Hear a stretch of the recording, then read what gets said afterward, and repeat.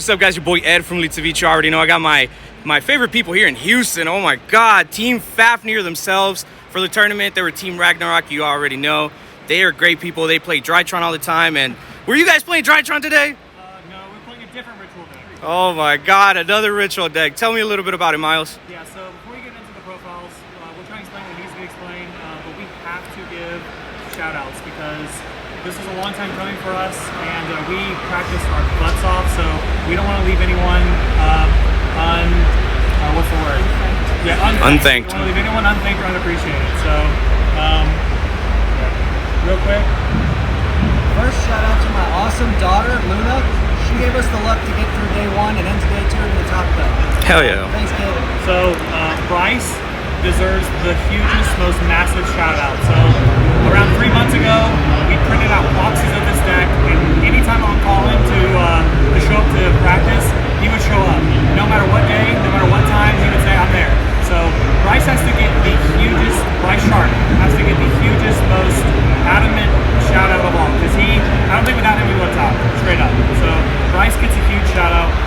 Colby and James, they helped us test. Colby and James are both awesome Houston area players. James crushed me for a month and a half straight so I could learn fire game. I finally did well. We got to shout out Danton. We got to shout out Zach, Tenez, and Kai. They're another Houston team. They did great. They were also in support of all weekend. We got to shout out Taylor, William, Ethan, Glenn, Brenner, Talton, Trey Massengill, bro. I love Trey.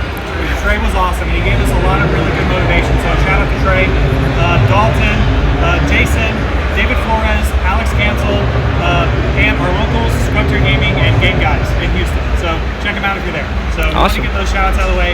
Like I said, I'm very thankful for this top. These guys are too because we worked our butts off for it. But if it wasn't for the people behind us, we wouldn't top. So we want to make that. No. Hey man, look, top 8. It's amazing, man, dude. That was awesome, and I'm really happy that you guys did amazing. Oh, and also shout out to LinkTree. Oh man, appreciate you. Thank you, man. I am a big supporter of you guys. I love what you guys do, and it's great that you guys are out here representing Houston. But do you guys want to go ahead and get started? Yeah, let's get it. Awesome. So we'll start off with the Ritual Monsters. We played an all voiceless team. We didn't say that in the beginning, but we played all voiceless. So 2 Skull Knight, 2 Saravis. I think this ratio was fine for me. There are times where I've considered playing a third, but I think this is like the most accepted clean ratio. And then for the normal summon starters, we played 3 Low and 3 Diviner. These cards are really good. I think the way that they interact with each other is really strong because if you're a good player, you should never really lose to certain cards. Like this deck should never really lose to Bell. It should never really lose to Ash. It should never really lose to Nib. It should never lose to Imperm, but by chain blocking. So these cards are really awesome. And then I played 3 Saphira, just a crazy, crazy card. She's a ritual spell in the graveyard, and she could search and dump a ritual spell, and our ritual spell is really strong. So I think that's kind of the way that Konami has been pushing ritual decks in the new YuGiOh, the new format, is basically to make ritual spells really broken. So yeah. I think our ritual spell is really strong. And then I played Old Man and Trias. Trias has a lot more value in this deck than I think people realize. She's an interrupt if you dump her if your hand's really strong, and a lot of times today, this happened maybe 2 or 3 times for me, and I know it happened a few times for my teammates as well, where we would have the combo and Diviner, and we would normal Diviner and send Trias, and people would just forget that Trias has a pop effect. And so that came up a lot, so she's really clutch. And then for my hand traps, I played 3 Nibiru. I still stuck with 3 Droll. I will say, both of these cards were really awesome today. Nib gets a huge shout out. He was great, or it's a giant rock. But anyways, Nib was great, and Droll was great too. I do think this card has a little more application in Pure Snake Guy against Pure Snake Guy than people think, because they do formula, they shuffle back the thing to draw one with the original Sinful Spoils, and so I think this is way better than people give it credit. So I really like those. And then my last hand trap was Ash, just generically good against everything. I was debating putting it in the side deck, but wound up main decking it. Realized it was a lot stronger against fire than people think. Cool. And then for my spells, I played 3 of the most broken spell in this deck probably, is Pre-Prep. This is probably the card that makes it to where you just don't care about Droll. That's the other cool thing about this deck is it doesn't lose your Droll, so Pre-Prep's really nice. 3 Barrier. This card is just awesome. He's just follow up constantly, protects your guys from battle, protects your guys from targeting. Really, really great card. And then I played 2 Prosperity. Maybe at the end of the list, I'll talk about what I would have changed. I think this is the thing I would have changed. I'm playing a 41 card list. I think I would have liked to go to 40 and then cut a couple cards that I played. But I think in the future I'll play 3 of this. Then I played 2 of this Ritual spell. This spell is way better than people give it credit for. It lets you play through a lot of things, especially if you're scared of Super Poly. Just keeping this in the graveyard helps you play around that. Anything else that would out your board, you can just replace your Ritual monsters. So really nice Ritual spell. And also, people just kind of forget it's there. So that comes up a lot too. I doubt that'll happen much in the future. But I usually remember right when it triggers. Yeah. And then I still stuck with 3 Super Poly. And I think this card is really good. I still like it. I know most people play Imperm. I think it's just kind of a personal preference thing for me, liking a more aggressive card like Super Poly. I think against better players it's a little worse, but I'm still on the fence on whether or not I would cut it. I think I will still play it in my list somewhere. I still like it in the main deck. And then I played 2 Talents. This card today was very underwhelming. I don't know if I would cut it entirely, but it was fine. It wasn't the strongest. I think in a deck like this, I think I just want to play the most consistent cards and have my deck do the same thing all the time. So for me, this card was kind of meh today, oddly enough. And if you know me, I played against me at locals or any other YCS, you know I love this card. So it's kind of weird that it's not so great in this deck, but I think it's probably because it's more mid-range, and so this card doesn't have quite the impact that it would otherwise. And then I played God Card. Should be banned, but yeah, God Card. And then the Trap. This Trap is awesome. It's everything the deck could ever wish for. Helps you play around a lot of things, helps you get kill shots, helps you play under summon limit. Spoiler, this Trap card is awesome. Awesome. I think skillful use of this Trap is one of the things that separates good Voiceless players from bad ones. So that is something I want to point out. I think this Trap is really good. All right, and then I'll do my extra inside real quick. My extra is a little bit unorthodox from what I think most people have seen, but 2 Little Knight, 2 Dynamon, and these Link monsters. These are the only Links I play. I know a lot of people play a lot of Celine, Dark, Lina, all that kind of stuff, but in testing, those cards seem so meh, and in duels where you were making those cards, it wasn't like you were winning anyway. I also felt like I wanted to give my Super Poly a lot more coverage, and so I played a lot of Super Poly targets. Those are my Links. Also, I never really had trouble killing either, so I played this to respect Vanadium and Snake Eyes, the pure Snake Eyes. I played this to respect Brandon. We never played against Brandon. I played this to cook the anti-Super Poly board that they make in Fire, and this card came up a lot. I never made this, made this a few times. Guru, because this is like the best Super Poly target, made him a few times, and Panzer Dragon. So this actually came up. So Panzer was really cool. It's good against Pure Snake Eyes, which I thought there'd be a lot more of, but there was too much Fire King Snake Eyes. And then Entis, you kind of have to, and Mud Dragon, which is probably next to Grua, the other best Super Poly target. But I think in game states where you're playing against Fire, this is like awesome, really good. And then kind of just Chaos Angel. Never got to do it today, but this deck can make the Light Dark one randomly, and just a good card in general. Never came up, actually, never summoned it one time. And Arclight, you would think you send this a lot, but I think I literally sent it once today. So, oh my god. Yep, didn't really use that card very much, but it's there. You actually can sometimes make it in this deck, weirdly enough, but never did that either. So that's my extra deck.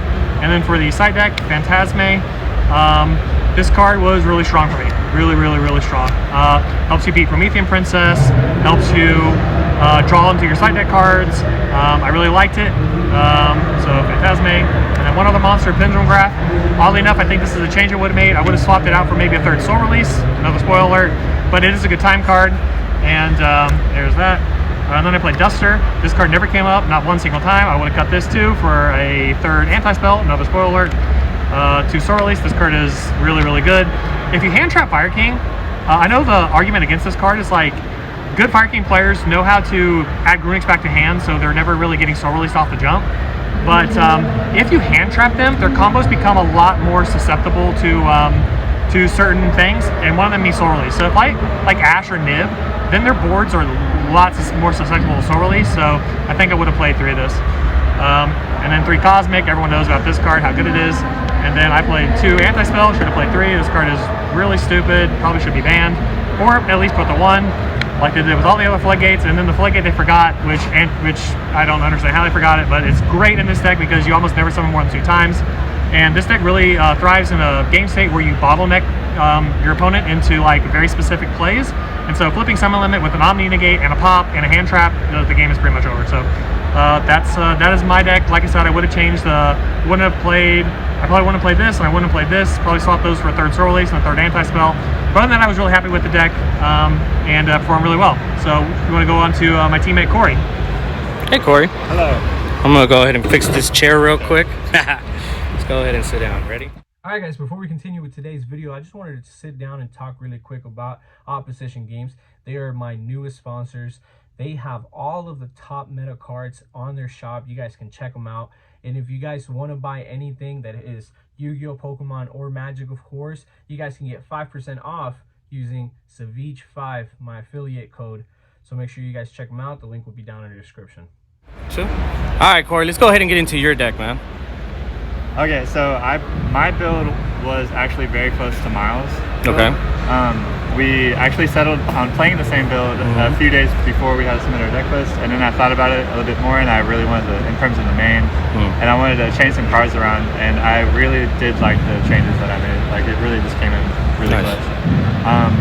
So I mean the engine's all standard. It's 3 low. It's the 2 skull with the 2 Sarabas.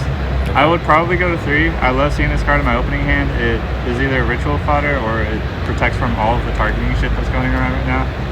I think competitively this might be a 3-0. I just fucking love this card. I love that card since the beginning of TOS format. Whenever you Sarabas Widowmaker and they and it basically ended their turn. Oh no. I played 3 Saphira. This is the most insane card in the deck besides pre-prep. And then I played 1 Old Man.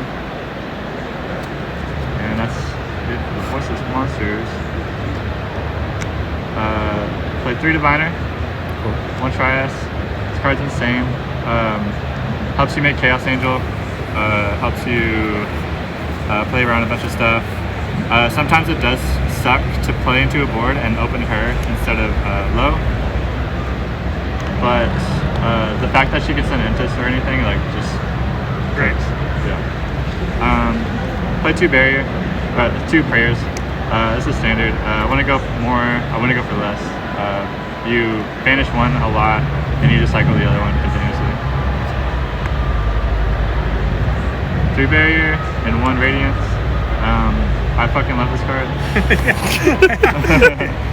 Yeah. 3 pre-prep, and I was toying around between the branded builds. Last week I was playing branded over the prosperities, but I just wanted to play it safer.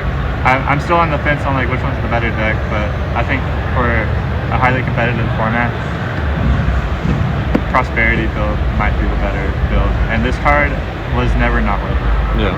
Super good. So I played the 3 Imperm.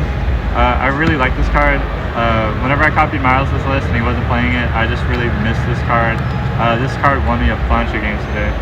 And then I main decked the 3 Ash. And I main decked 3 Nibiru. God card today. God card.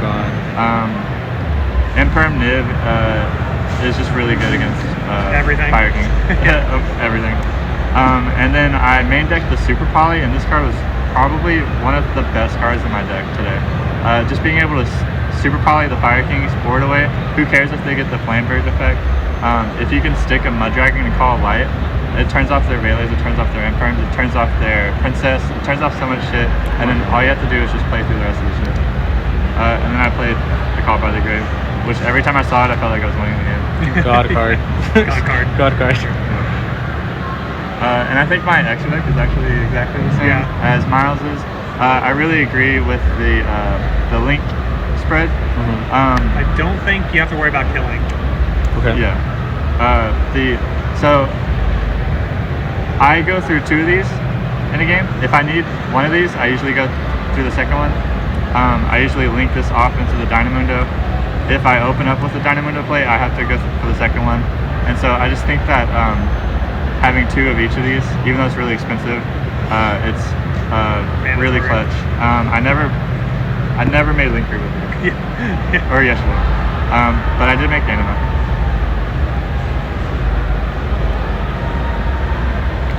Okay.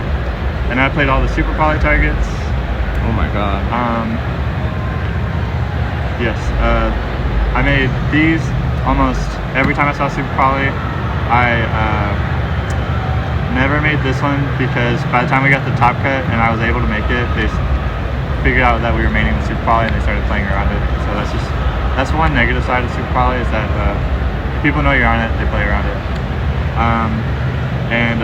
Yeah, so these never really came out.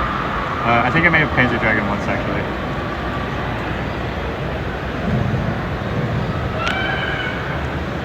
The 2 Diviner targets, and then the Chaos Angel. I never made this once during the whole tournament, but in testing, it felt like I was summoning it every time I had the opportunity. If there's some cool plays that you can make with Mud Dragon and Garura, if you draw 2 Super Poly, you can make this a light, and this is a dark, and now you have a double protected dude. If you have Diviner as a level 6, you can make this a dark, and now you have a light and dark Chaos Angel. And a lot of decks just can't deal with this card if it's light and dark. Dang. That's pretty cool. Did you guys face any other Voiceless players out there? No. That's crazy. Not a single one. I would have cooked them too. And so I moved the drones to the side, and I did not regret this decision. I would have to like look back and analyze the whole tournament if this would be good, because 9 out of 12 matches were Fire King, and I was expecting a lot more Snake Eye. So that's the reason why I put this to the side. But if 9 out of 12 were Fire King, I think this card might be mainable and it might not be punished. Yeah. I played the 3 summon limit. This is the only floodgate that I played. I wanted to fit more room for other cards. Like I think I cut the anti-spells in Miles' list for the droll, to move the drolls into the side. Yeah. And put the imperms into the main. This was my back row hate. These cards were really good every time I saw it, and then I never decided to discard it. I would cut this for Pendigraph. I trashed my teammates saying that we are never going to go in time. This deck plays super quickly. You lose super fast, or you win super fast. And I win the time twice. I went in the time twice, and my teammates never went in the time. That's crazy. So if this was Pendigraph, I would have scooped the game that I got to draw, and I would have put the Pendigraph in, and then it would have been my time card. Dang. And then I played this package. This package was theoretical for me going into this tournament, and it paid off dividends, and I would go to 3 of this because just hard drawing this and then slapping it as your first action is devastating for the matchup. If you can get rid of Phoenix, if you can get rid of Flameburst targets, Promethean Princess, if you can get rid of Amblo Whale or its targets, the OSS, the Lich, the Wanted, it's like you get so much advantage off of that, because now you're able to sort of play the game out and use your Omnis more efficiently. And this card won me at least 2 matches the whole tournament. Dang. The highlight of this card was drawing. I did it on LinkTree. It was a weird handshake.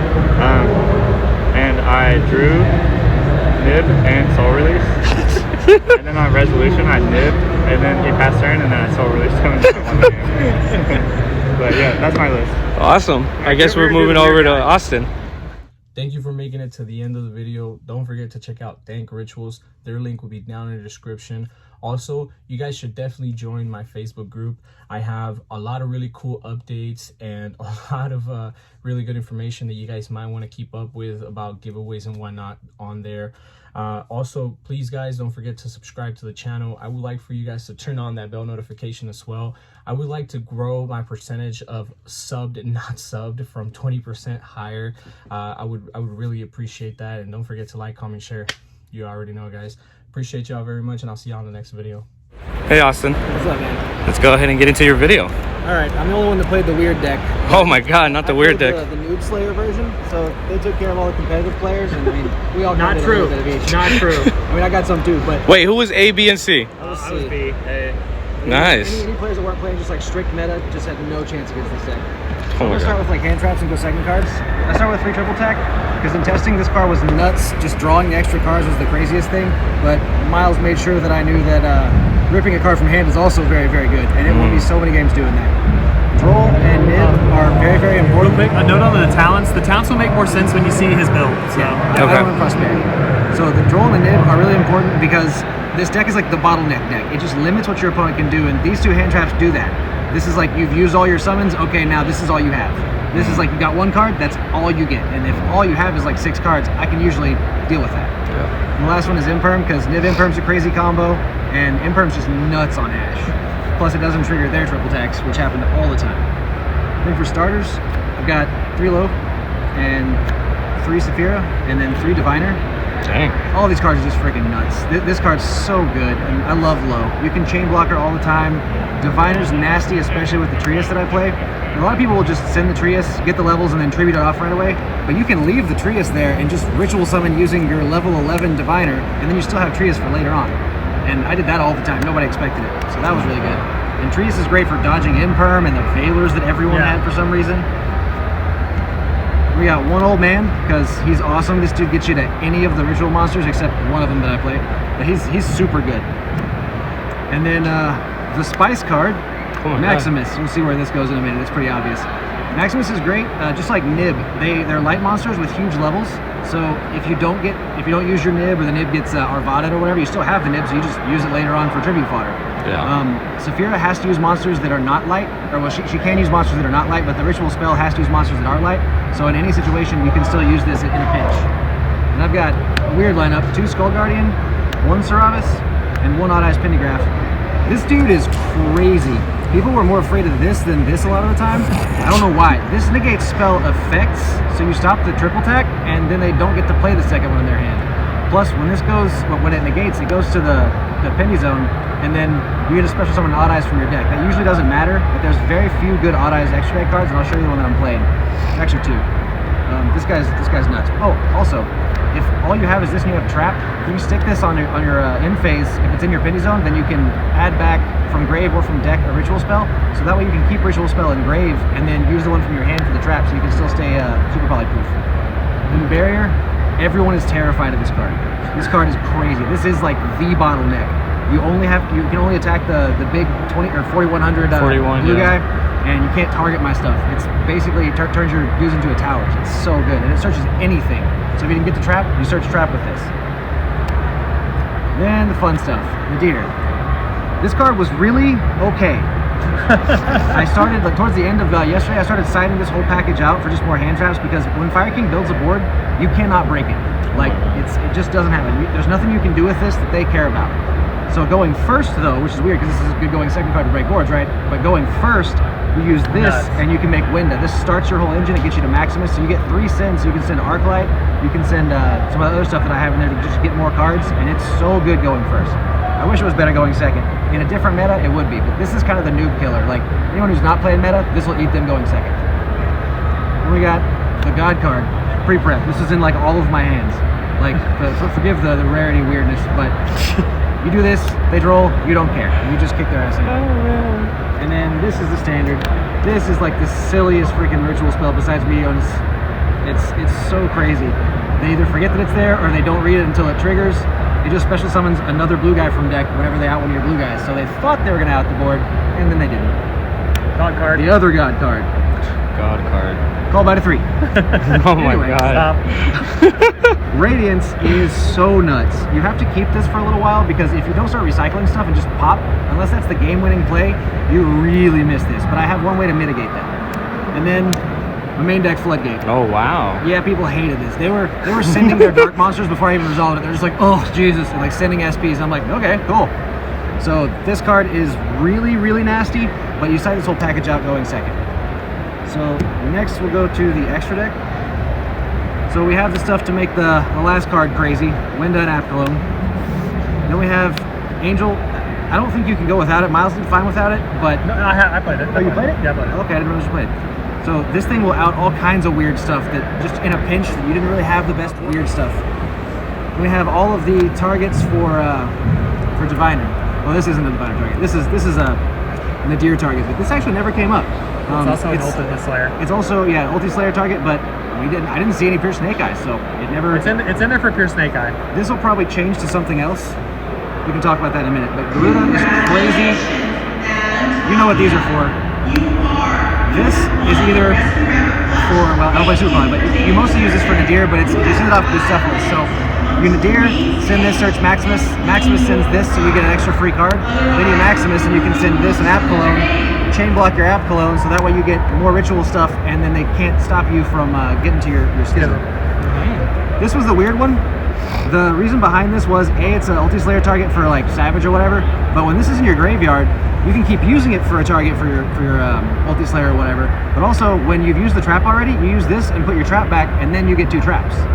And also if you're playing against branded, you have to send this with your Maximus because they plus so hard off of your Maximus. So you send this and whatever else you want, usually like App Cologne or whatever, and then you keep your Omni Negate for one of the 2 cards they send, and then you use this to put the other one back so you don't actually have to deal with it. I only can fit 1 SP, the Dynamond and the Anima. I never needed more than these today. I barely made this. We won't talk about that guy. This card was freaking nuts. This card was so good all the time. You slap a Nib token right in the Anima zone, and then you just eat their whole lunch. And SP was also cracked. It out so many things. And like your board plus SP, you just don't beat that. The last card for stuff you can send with stuff, I chose Farigite because I have a lot of bricks in my deck and a lot of cards that like don't do stuff without other ones. So if you're in a pinch, I could send this and then kind of recycle one. Yeah. So it was nice. Malong could probably just be a second Dyna, second SP. Really, it's like that's your flex spot. Do whatever you want with that. And the last 2, this is what I make if they let me negate with my Pentagram. Summon Auto-Eyes Rebellion Exceeds Dragon. He's just a 3025. If he dies, he goes to the Pendy zone. No big deal. But nobody reads the rest of this guy. In your main phase, once per turn, you can just special summon this out of your Pendy zone. So it absorbs an attack, and it goes, here I am. Then when you do that, if you have a Dark Monster in grave, he equips it to himself, or it sticks as an Exceeds material, then he has an effect. Detach the material, kill 2 monsters your opponent has with 3k or less attack. Kind of nuts. So once you do that, then you overlay it with this psychotic thing. This just has 3000 attack and attacks 3 times. Oh my god. Yeah, not on monsters, just 1, 2, 3 at whatever. So oh my god. Just another way to kill. I liked the Selene access code package, but I didn't also want to have to run the Charmers and stuff because it wouldn't fit. But this was nice. I got this out once today. I never had a chance to do this because they were dead. Oh my god.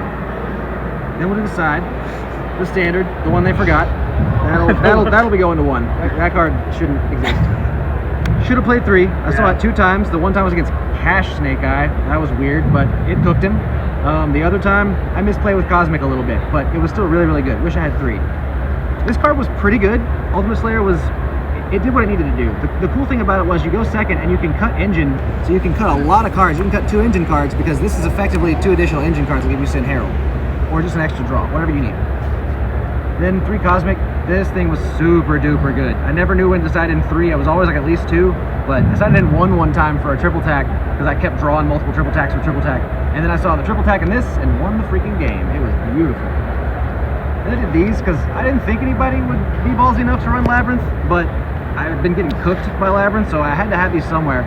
These would have been better as DD Crows, but they were still pretty good. And I really only ever needed 2 Ash, so this could also be another flex spot, but I was scared to put these in because of Fire King, but towards the end of yesterday, I realized that breaking the board wasn't really possible, so I just started siding in as much hand trappage as I could just to cut them off from setting up at all. And the deck was pretty good. It was 42. I like the build. I might have to reconsider the Nadir thing, but it was nice to have the full swap out for basically a hand trap build. So that was it. Cool, man. Any final words, guys? Yeah, I gotta say, like, great tournament experience. None of my teammates were dead weight at any point during the tournament, and so Neither was our team captain. and so I'm just really proud of them. And so, like I said, give a lot of credit to the people behind us who made it possible. Thanks, Eddie. That's it. Hey, man. I'm really happy that you guys topped. I think you guys are awesome. You guys are definitely a blast to hang out with, and congratulations. Appreciate it. Thank you. Hey, thank you, guys.